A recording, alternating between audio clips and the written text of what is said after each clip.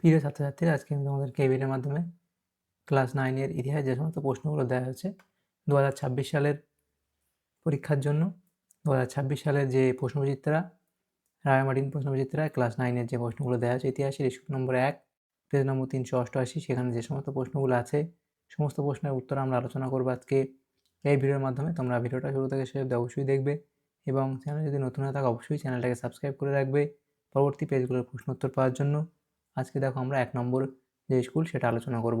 1 নম্বর school দেখো কি বলা আছে, বিভাগ কয়ের মধ্যে যে প্রশ্নগুলো দেওয়া হয়েছে 1-এর দাগে বলা আছে, দেখো সঠিক উত্তরটি নির্বাচন করে লেখো। এখানে 10টা প্রশ্ন 1 নম্বর করে 10 নম্বর দেওয়া হয়েছে।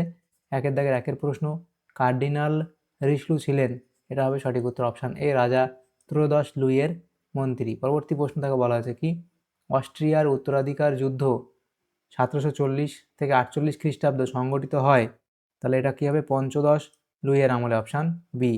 এর পরবর্তী প্রশ্ন কি, লোক্স রেক্স কথাটির অর্থ হলো, এটা হবে সাক্ষাৎ আইন, অপশান সি।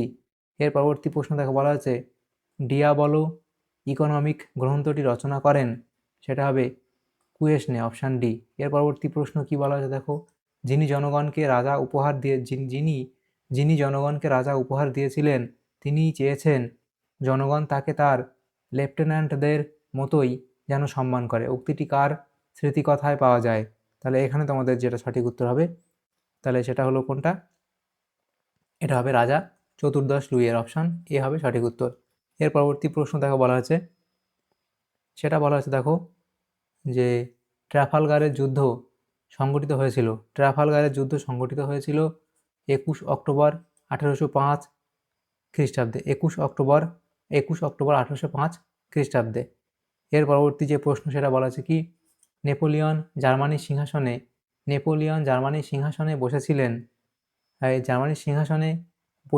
নেপোলিয়ন জার্মানির সিংহাসনে বসিয়েছিলেন, তাহলে সেটা হবে কি, অপশান বি, অর্থাৎ ভাই জেরমকে। এর পরবর্তী প্রশ্ন বলা আছে দেখো, মিত্রশক্তি জোটের সঙ্গে কোন সন্ধি স্বাক্ষর করে নেপোলিয়নকে ফ্রান্সের সিংহাসন ত্যাগ করতে হয়? তাহলে সেটা হবে কি, ফন্টেনব্লুর সন্ধি। এর পরবর্তী প্রশ্ন দেখো বলা আছে কি, জুনটা হলো কি বিদ্রোহী প্রতিরোধ সমিতি, অপশান এ। এর পরবর্তী প্রশ্ন 10 নম্বর প্রশ্ন, এমসিকিউ টাইপ প্রশ্ন, বলা আছে দেখো ডাইরেক্টরির শাসন ব্যবস্থা ছিল, অপশান এ, অর্থাৎ প্রজাতান্ত্রিক। এর পরবর্তী প্রশ্ন বিভাগ খতে যে প্রশ্নগুলো আছে দেখো 4টে প্রশ্ন 1 নম্বর করে 4 নম্বর দেওয়া হয়েছে। 2-এর দাগের এ, সম্পূর্ণ বাক্যে উত্তর দাও। প্রথম প্রশ্ন কি, what is the third state? দেখো ইস্তাহারটি কে প্রকাশ করেন? তাহলে এটা তোমাদের সঠিক উত্তর হবে কি, আবেসিয়াস। এর পরবর্তী প্রশ্ন কি, তাহলে এটা হবে আবেসিয়াস। এর পরবর্তী প্রশ্ন হচ্ছে, discourses on the arts and the science গ্রন্থটি কে রচনা করেন? তাহলে গ্রন্থটি কে রচনা করেন সেটা তোমরা এখানে লিখবে, রুশো। এর পরবর্তী প্রশ্ন কি, পরবর্তী প্রশ্ন হলো, সম্রাট নেপোলিয়ন কেন national order of the legion of honour রীতির প্রবর্তন করেন? তাহলে সেটা এখানে তোমরা লিখবে। দেখো এখানে তোমরা লিখবে 3-এর দাগের প্রশ্ন, যে রাষ্ট্রের প্রতি বিশেষ সেবা বা বীরত্ব প্রদর্শনের স্বীকৃতি হিসেবে যোগ্য ব্যক্তিদের সম্মান ও মর্যাদা প্রদানের জন্য সম্রাট Napoleon national order of the legion of honour রীতির প্রবর্তন করেন। এর পরবর্তী প্রশ্ন, কোন যুদ্ধকে জাতিসমূহের যুদ্ধ বলা হয়? তাহলে কোন যুদ্ধকে জাতিসমূহের যুদ্ধ বলা হয়? তাহলে সেটা হবে কি, লিপজিগের যুদ্ধকে।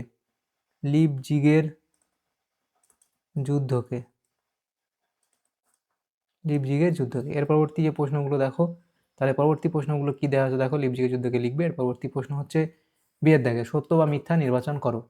তো এখানে প্রথম প্রশ্ন বলা হয়েছে দেখো, বিপ্লব পূর্ব ফ্রান্সে অভিজাতগণ মৃত্যুদণ্ডের সাজা পেলে তাদের শিরচ্ছেদের বদলে ফাঁসি দেওয়া হতো, এটা এখানে মিথ্যা বলা হয়েছে। এর পরবর্তী প্রশ্ন দেখো কি বলা হয়েছে, নেপোলিয়ন ডাইরেক্টরি শাসন ব্যবস্থা প্রবর্তন করেন, এটা এখানে মিথ্যা বলা হয়েছে। এর পরবর্তী প্রশ্ন কি, বিভাগ গ, সেখানে আমাদের 2 নম্বর করে দেওয়া আছে, 4টে প্রশ্ন উত্তর করতে হবে, 8 নম্বর। প্রথম প্রশ্ন দেখো, 3-এর দাগে যে প্রশ্নগুলো নিম্নলিখিত প্রশ্নগুলি 2-3টি বাক্যে উত্তর দাও, যে কোনো 4টি, এখানে 8 নম্বর দেওয়া হয়েছে। প্রথম প্রশ্ন, প্যারি কমিউন কাকে বলে?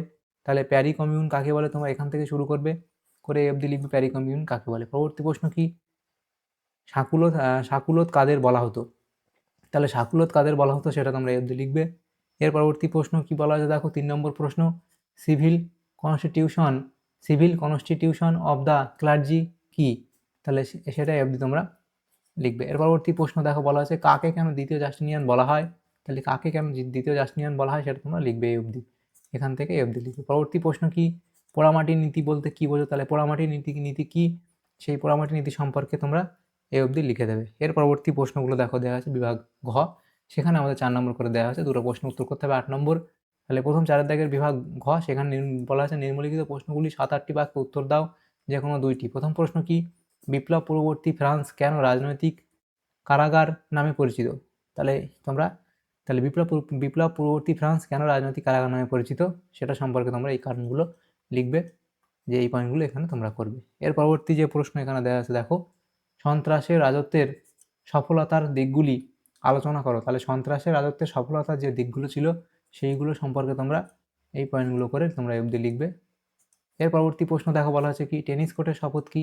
তাহলে টেনিস কোর্টের শপথ কি সেই সম্পর্কে লিখবে, সেই ঘটনাটা লিখবে এই অবধি, সেই ঘটনা, শপথ এবং গুরুত্ব সম্পর্কে টেনিস কোর্টের শপথ এই অবধি লিখবে।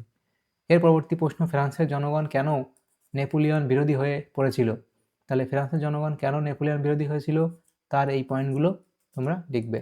তার নেপোলিয়ন বিরোধী হওয়ার, ফ্রান্সের জনগণ কেন নেপোলিয়ন বিরোধী হয়ে পড়েছিল সেই সম্পর্কে এই অবধি এই পয়েন্টগুলো লিখবে।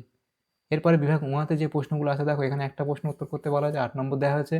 তো প্রথম প্রশ্ন কি, ফরাসি বিপ্লবে দার্শনিকদের অবদান ছিল বিশেষ গুরুত্বপূর্ণ, মন্তব্যটি যুক্তিসহ আলোচনা করো।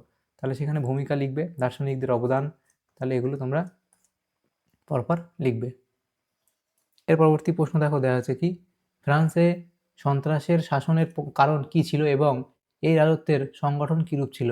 তাহলে সেখানে তোমরা পরপর পয়েন্ট করে এই অবধি লিখে দেবে। এর পরবর্তী প্রশ্ন কি, মহাদেশীয় অবরোধ ব্যবস্থা কি, এই ব্যবস্থা ব্যর্থ হয়েছিল কেন? তাহলে মহাদেশীয় অবরোধ ব্যবস্থা কি, তার যে ব্যর্থতার কারণসমূহ তোমরা এই পয়েন্টগুলো করে লিখবে, এই অবধি লিখে দেবে।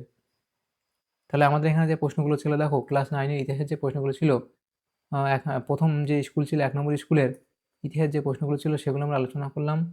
2026 সালে রায়মার্টিন প্রশ্নবিচিত্রার প্রথম পর্যায়ক্রমিক মূল্যায়নের জন্য তোমাদের যদি সামান্যতম উপকার এসে থাকে ভিডিওটা, অবশ্যই একটা লাইক করবে এবং বেশি বেশি করে বন্ধুদের সাথে শেয়ার করবে। আর পরবর্তী যে পেজগুলো আছে সেগুলোর প্রশ্ন উত্তর পাওয়ার জন্য অবশ্যই তোমরা আমাদের চ্যানেলটাকে সাবস্ক্রাইব করে রাখবে। Thanks for watching.